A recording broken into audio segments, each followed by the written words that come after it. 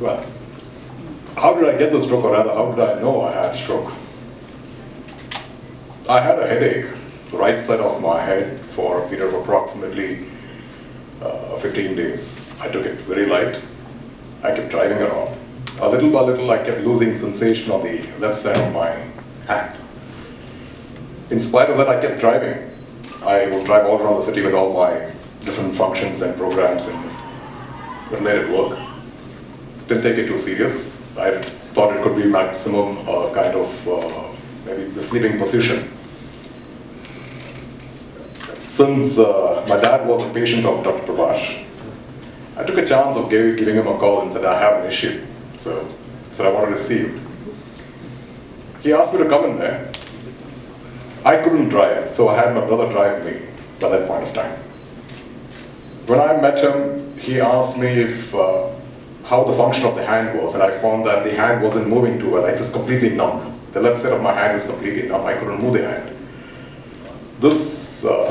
He had a doubt. He said, why don't we have a neurological checkup of the hand, where the nerves of the hand, he just wanted to find out if there was a sleeping arm, which most people get if you have it around the back of your chair for quite some time. You find your arm freezes. So he thought that could be one of the reasons for this entire thing. I had that checked. There was nothing wrong. And the next suggestion from him was, he said, I want a CT scan done. And I want it done right now. I was trying to delay the entire thing because to be very honest, I didn't think I would have a stroke. I was pretty fit. I'm not a diabetic. I don't have hypertension, no cholesterol, no BP. I don't drink, I don't smoke. So these are all supposedly symptoms of stroke. So I didn't want to take it too seriously. But he said no, I wanted to get a CT scan done. So way into the night around 12:30, a friend of mine dropped me at a scan center which he had referred. And I got this CT scan done. Half an hour down the line, the guy had called up the doc, informed him directly, and he wanted to speak to me. So he said, I want you admitted to the hospital right now. I said, come on, doc, tomorrow. He said, no, go right now. And by which time, it was close to 3 months after my first headache started. So he was pretty worried. So he had me admitted to the hospital. I was admitted at Vanakkam Apollo. And there he discovered that, yes, there was a block. There was a 90% block of the M1 artery, which was quite a serious thing. Well, how would I say? It was scary. Initially, when you hear you have a stroke, you think, what the hell? You don't get it. But then it happened. Now, the cause as to why I got the stroke, well, that is something which,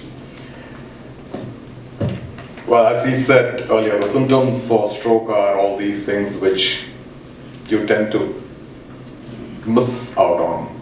If you have diabetes, if you've got BP, you've got hypertension, you've got cholesterol, or if you're a heavy drinker or a smoker, your chances of stroke are pretty fast. You could have any of those ailments which come in, which attack your heart or your brain.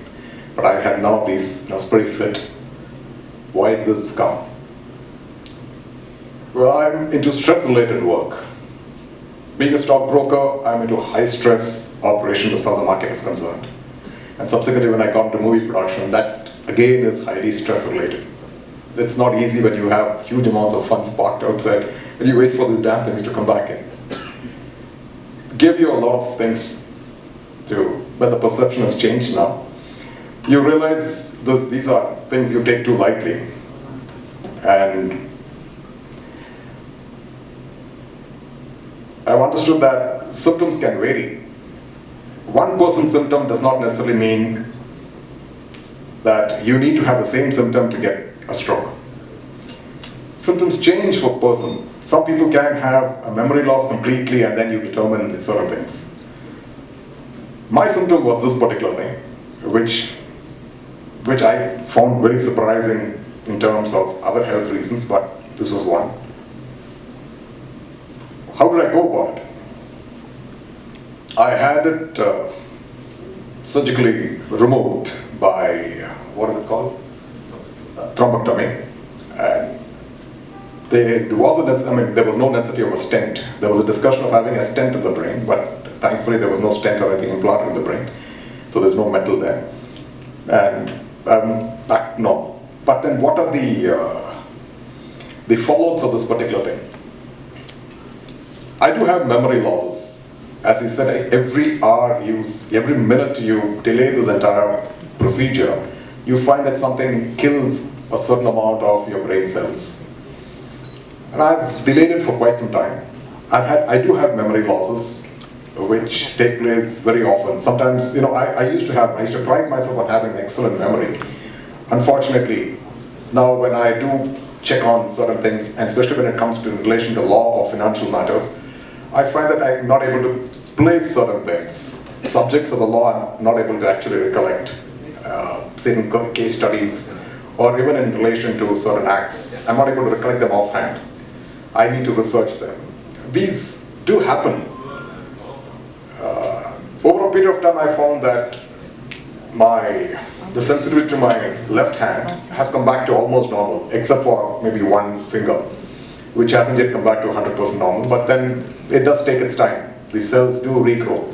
Thankfully, your human body is such that it regenerates, and with brain cells, they do regenerate wherever it's possible. And with the right treatment and medication, I'm sure we can get back almost 99 to 100% of the, hopefully that's what I expect. Now, what would I ask or suggest for patients who have had a stroke here in India? There's no major knowledge on the subject as far as the public is concerned. People do not have an idea as to what it is that has happened to them. People realize it late, and subsequently after you've had a stroke, there's absolutely no support group here in India where you can actually sit and discuss with others about the causes of this entire thing, the symptoms they're facing, and the post-traumatic stress they go through in terms of this particular illness. If there were, it would help people to realize what exactly they have gone through, how they can adapt to the situation. Some people do not get full functionality of most of their organs or other things. But people who have gone through it, if they can have actually some kind of thing, which they were trying to work out in terms of having a support group with their patients of Apollo Hospital, so they can understand what exactly the symptoms are and how to go about the entire thing, people who had issues with it, how they can be handled. The caregivers of the people who had the stroke, in fact, they are the ones who actually go through a lot of stress. The person who's had the thing does not actually go through it. If he survives it, yes, good enough. If he doesn't survive it, it's the caregivers around them who actually have a problem. Well, what can you do to prevent this thing? The standard things: smoking, alcohol, BP, diabetes. These things are causes for this. If you can work out, there is nothing like ensuring, if you have your regular exercises, you're walking, running, or playing a particular sport, it really helps. It really helps keep you fit. But then, of course, in spite of all that, as there was a story, there's a small joke which goes around. One Mr. Iyengar, who actually is a master, he's a teacher of yoga. He lived until the year 96 years of age.